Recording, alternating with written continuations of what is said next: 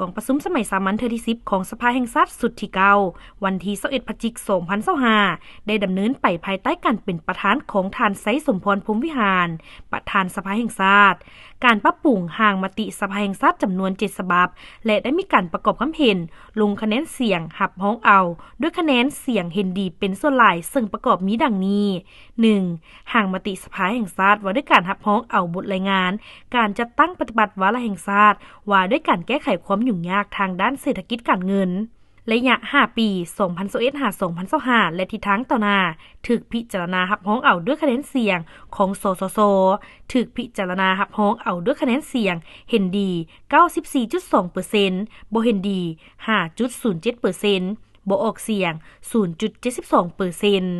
2. ร่างมติสภาแห่งชาติว่าด้วยการรับฮ้องเอาบทรายงานการจัดตั้งปฏิบัติวาระแห่งชาติว่าด้วยการแก้ไขปัญหายาเสพติดในระยะ5ปี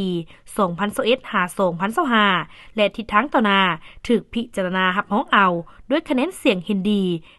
91.72% บ่เห็นดี 7.58% บ่ออกเสียง 0.68% 3. ร่างมติสภาแห่งชาติว่าด้วยการทำฮ้องเอาบทรายงานการจัดตั้งปฏิบัติแผนการเคลื่อนไหว5ปี2021-2025ประจำปี2025บทรายงานผลการกวดกาตามผลการกวดสอบปี2023ขององค์การกวดกาแห่งรัฐถูกพิจารณาฮ้องเอาด้วยคะแนนเสียงเห็นดี 88.51% บ่เห็นดี 8.1% บ่ออกเสียง 3.37% 4. ร่างมติสภาแห่งชาติว่าด้วยการทำฮ้องเอาบทรายงานการจัดตั้งปฏิบัติแผนการเคลื่อนไหวเวียกงาน5ปี2021-2025ประจำปี2025บทรายงานผลการกวดสอบบทสรุปค่าตัวการจัดตั้งปฏิบัติแผนงบประมาณแห่งรัฐประจำปี2024ขององค์การกวดสอบแห่งรัฐถูกพิจารณารับฮ้องเอาด้วยคะแนนเสียงเห็นดี 94.59% บ่เห็นดี 4.05% บ่ออกเสียง 1.35% 5. มติสภาแห่งชาติว่าด้วยการรับฮ้องเอาบทรายงานการจัดตั้งปฏิบัติแผนการเคลื่อนไหวเวียกงาน5ปี2021-2025ประจำปี2025และทิศทางแผนการประจำปี2026ของศาลประชาชนสูงสุดถูกพิจารณารับฮ้องเอาด้วยคะแนนเสียงเห็นดี 91.15% บ่เห็นดี 7.48% บ่ออกเสียง 1.36%